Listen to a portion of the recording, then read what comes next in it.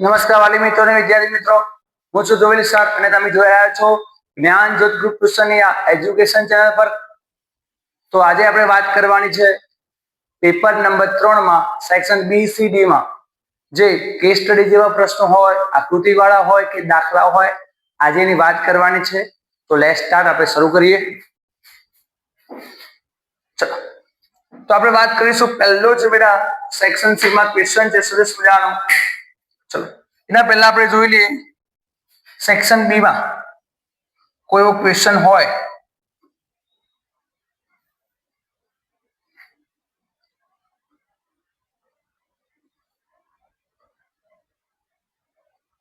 ચલો અહીંયા આપણે બધાને દાખલો દેખાય છે.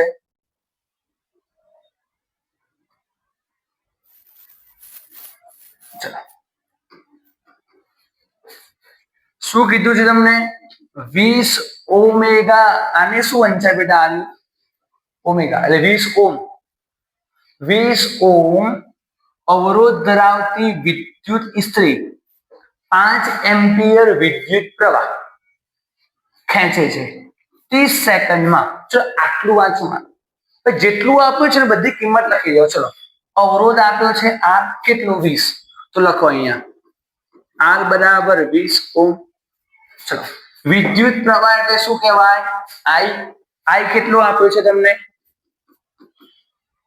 5 એમ્પિયર. ઓકે, આગળ વાત કરીએ આપણે સેકન્ડ. સેકન્ડ શું કહેવાય? સમય. લોકો સમયને T કહેવાય. કેટલા સેકન્ડમાં? 30 સેકન્ડ. ચલો, ઉત્પન્ન થતી ઉષ્મા ગણો. સાહેબ આ શું કેવું વસ્તુ? ઉષ્મા ગણો એટલે સાહેબ ખબર નહીં પડતી. તો જુઓ, કહી દો બેટા. જૂલનો ઉષ્મા તાપીય નિયમ યાદ હોય તો શું હતો નિયમ? યાદ છે? ના હોય તો કરાવી દઉં. H બરાબર I²RT. યાદ છે? H બરાબર I²RT. હવે જો, ચલો, આપણી પાસે શોધવાનું શું છે? H. તો H ની જગ્યાએ H. ટોટલ કેટલી આઈટમો છે? 4. HIRT છે. ચલો, એમાંથી I છે. હા સાહેબ. R છે. હા સાહેબ. T છે. હા સાહેબ. મન કહો 4 હોય એમાંથી 3 આઈટમ મળી જાય તો પહેલી આઈટમ મળી કે ના મળે? મળી જ જાય. ચલો, હવે શું કરવાનો? ખાલી ગુણાકાર. 5 દુ 10. હવે શું ભૂલ કરી આપણે? શું ભૂલ કરી? કોઈ દેખાય છે? જોવો અહીંયા I નો શું લેવાનો હતો? વર્ગ. આપણે લીધો ના. આવી મારી ભૂલ થાય ને આવી તમારી બી ભૂલ જો ના કરવી હોય તો ધ્યાન આપવાનું બેટા. ચલો, I એટલે કોણ? 5. તો 5 નો વર્ગ. R એટલે શું? 20. તો 20. T એટલે 30. તો પહેલા 5 નો વર્ગ શું થાય? 25 ગુણ્યા. તો 3 દુ 6. 2 મીંડા પાછળ લગાવી દો. ચલો, 25 ગુણ્યા 6 કરો. 6 55 30. 6 દુ 12. 3 4 15. 150. 2 મીંડા બાકી. 2 મીંડા. કોઈ પણ ઉષ્મા આવે, કાર્ય આવે, વિદ્યુત ઉર્જા આવે, ઉષ્મા ઉર્જા આવે, એનું એકમ શું બની જાય બેટા? શું એકમ બની જાય? જૂલ. ફરીથી આવો દાખલો આવવાનો. મેં તમને પહેલા દિવસે કીધું છે કે ચેપ્ટર નંબર 12 માંથી 2 ગુણના નાની દાખલીઓ ગણ લેવાની. શું કરવાની? દાખલીઓ. ચલો, આવડી જશે કમ્પ્લીટ. આગળ વધીએ આપણે. ચલો, કોઈ દેખાય છે આમાં? કોઈ નહીં. ચલો, હવે સેક્શન સી માં 38 નંબરનો ક્વેશ્ચન ની વાત કરીએ. આવું આવી શકે પરીક્ષામાં. ચલો, શું કીધું છે? હાઇડ્રોજન વાયુ. તો લખવાનું આવી જાય 1 કરીને H2 વત્તા નાઇટ્રોજન વાયુ N2. હાઇડ્રોજન વાયુ નાઇટ્રોજન વાયુ સાથે જોડાઈને શું બનાવે? એમોનિયા. એમોનિયા છે એટલે એમોનિયા. શું છે? એમોનિયા. એનું સૂત્ર Na3. હવે મને શું કરવાનું? બેલેન્સ. જીઓ નું કે એટેલ નું કે આઈડિયા નું નહીં કરવાનું. આ સમીકરણ નું બેલેન્સ કરવાનું છે. જોજો હવે કેવી રીતે બેલેન્સ કરશો? અહીંયા n ના કેટલા 2, અહીંયા n ના કેટલા છે 1, તો આગળ 2 મૂકવાના. હવે અહીંયા હળી કરો તો કંઈક બદલ્યું. ચલો 2 તરીના 6, હાઇડ્રોજન કેટલા 6, અહીંયા કેટલા છે હાઇડ્રોજન 2, 6 કરવા શું કરવાના આગળ 3. Simple balance. ફરીથી કહું છું, તો ફરીથી બેલેન્સ કરાવું.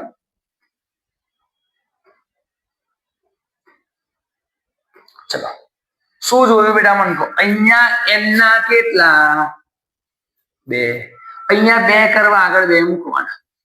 હવે અહીંયા 2 કર્યા તો h નું બદલા h નું કેટલું થઈ ગયું 3 દુની 6, તો આને 6 કરવા આગળ 3 કમ્પ્લીટ. ચલો 2 નંબર લખવાનું.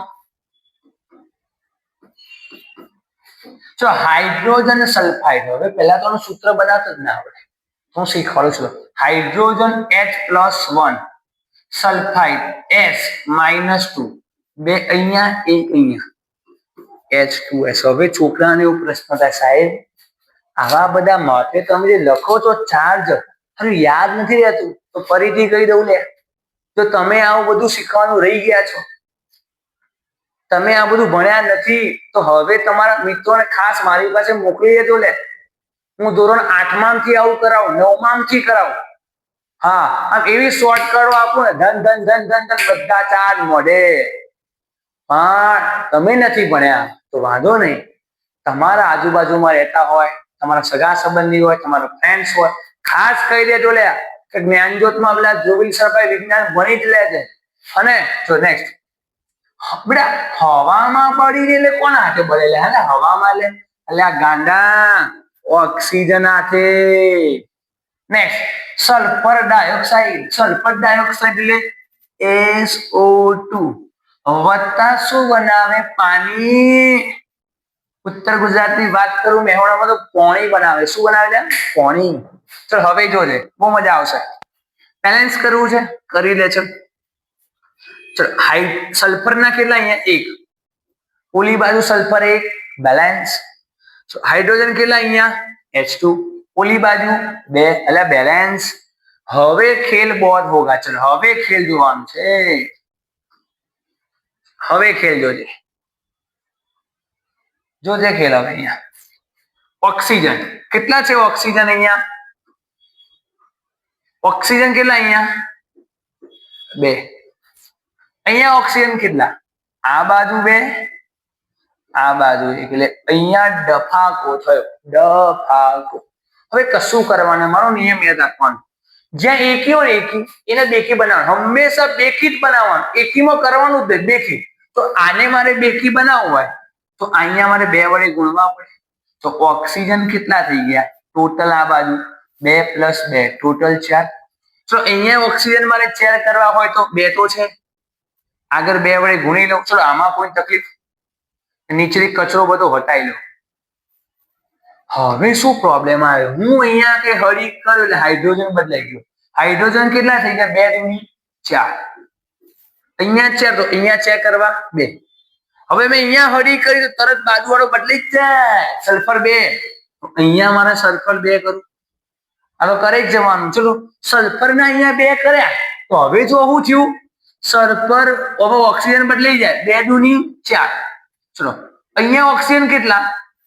આ બાજુ ઓક્સિજન ગણો 2, ટોટલ આ બાજુ ઓક્સિજન 6. ચલો હવે જોજો અહીંયા 6 કરવા શું કરવાનું? અહીંયા 6 કરવા 2 તો છે, 6 કરવા આગળ 3 વડે ગુણવાના છે ને ભાઈ. હા, હવે મને એમ કહો તમે આવું કરો કેટલો સમય જાય? એના માટે પ્રેક્ટિસ કરવી પડે. હું એવું નહીં કહું કે સવાલ છોડી દેવાનો, પ્રેક્ટિસ કરવાની. તો બાળકો શું કરે અહીંયા આવું જો બેલેન્સ અઘરું હોય તો પહેલા એને સપ્લિમેન્ટની પાછળ રફ પેજ બનાવવાનું, એમાં પહેલા કરવાનું, અને પછી સાચું પડે પછી સપ્લિમેન્ટરીમાં લખવાનું. પછી ત્યાં તમે આવી રીતે ગુંચરામ કરશો, પછી તમે ખોટું સાચું લખીને ખોટું આપશે, કારણ કે દેખાય નહીં. સ્વાભાવિક વસ્તુ છે. ખાસ નાની નાની વસ્તુને ધ્યાનમાં લો બેટા. એવું નથી ખાલી પેપર સોલ્વ કરાવી દઉં એટલે કરાવી દઉં, એવું નહીં. આપણે હવે વાત કરવાની છે 3 નંબર. ચાલો રે પોટેશિયમ ધાતુ. પોટેશિયમ એટલે કે પાણી સાથે H2O. પોટેશિયમ હાઇડ્રોક્સાઇડ નું સૂત્ર શું? KOH. અને હાઇડ્રોજન વાયુ H2 બનાવે. ચલો હવે હું શીખવાડો બેલેન્સ કરે. ચલો પોટેશિયમ 1 બેલેન્સ. ચલો હાઇડ્રોજન કેટલા? 2. અહીંયા 2. અહીંયા હાઇડ્રોજન, અહીંયા 1, અહીંયા 2. ટોટલ કેટલા થઈ ગયા? હવે મેં તમને પહેલા દિવસે કીધેલું, આગળ જ કીધું. જુઓ, 2 એકી હોય ને બેકી બનાવો તો પ્રેમથી અહીંયા 2 મૂકી દેવાના. હવે જો નીચેનું બધું ગંધાતું કામકાજ ભૂસી દઉં છું, ચોખ્ખું રાખું. ચલો ફરીથી ગણો. કેના કેટલા થઈ ગયા? 2. તો અહીંયા અમારે કેના 2 કરવા થઈ ગયું. સિસ્ટમ શીખો. ચલો ફરીથી ગણો. હાઇડ્રોજન ના કેટલા? અહીંયા 2. અહીંયા હાઇડ્રોજન ના કેટલા? 2 અને આ 2 4. તો અહીંયા 4 કરવા આગળ 2 મૂકી દઉં. હવે જોજો ઓક્સિજન ના અહીંયા કેટલા? જે જગ્યા હળી કરો ને એની બાજુ વાળું બદલાય જ. અહીંયા કેટલા ઓક્સિજન ના? 2. અહીંયા ઓક્સિજન ના જો 2 બેલેન્સ. આખું ફરીથી શીખવાડું. જો ચાલ, આપણે ગુજરાતના વિદ્યાર્થી મિત્રોને સારું રાખવું છે. ચલો સૂત્ર શું હતું? K + H2 is give KOH plus H2 છે. ચલ પહેલા મને K અહીંયા 1 જ છે, અહીંયા 1. હાઇડ્રોજન અહીંયા કેટલા છે? 2. અહીંયા 1 છે, અહીંયા 2 છે. અહીંયા 2 કરવાનું તો આગળ 2 મૂકી દો. અહીંયા 2 કરો, K બદલાય, K ની આગળ 2 કરવાનું. હવે ચલો ફરીથી જુઓ. અહીંયા હાઇડ્રોજન 2 છે, અહીંયા હાઇડ્રોજન કેટલા થઈ ગયા? આ 2 અને આ 2 4. તો અહીંયા 4 કરવા 2. અહીંયા ઓક્સિજન કેટલા થઈ ગયા? 2. અહીંયા ઓક્સિજન ઓલરેડી 2 છે. આના 3 માર્ક્સ આપે. સમીકરણ સંતુલિત લો. જો સંતુલિત, આનો 1 માર્ક્સ, આનો 1 માર્ક્સ, આનો ટોટલ થઈને તમને કેટલા માર્ક્સ મળે? 3 બેટા. જોયું? સ્ક્રીનશોટ લઈ લેજો બેટા, સરસ મજાનો. ઓકે, ચલો વધીએ આગળ બેટા. આપણે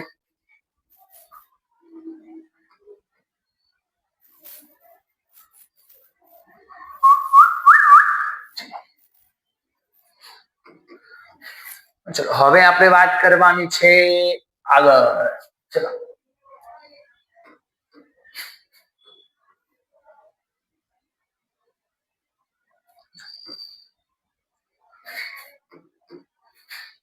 સેક્શન ડી માં બેટા વાત કરવાની છે કાર્બનિક સંયોજનના સૂત્રો લખો.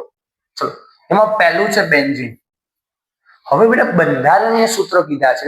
આખું બંધારણ દોરવાનું. આણ્વિય સૂત્ર હોય તો અલગ હોય. અને ક્લોરોપ્રોપેન.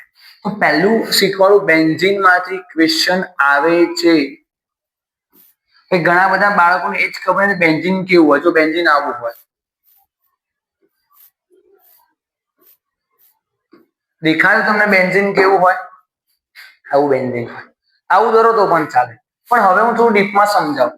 એટલે અહીંયા જેટલા ખૂણા છે ને, ખૂણા, એ દરેક ખૂણા પર શું છે ખબર? તમને બધાને ખબર છે, કાર્બન હોય. શું હોય? કાર્બન. તો હવે ચલો હું બતાવું. દરેક ખૂણા છે ને ત્યાં ગેપ. જો કાર્બન,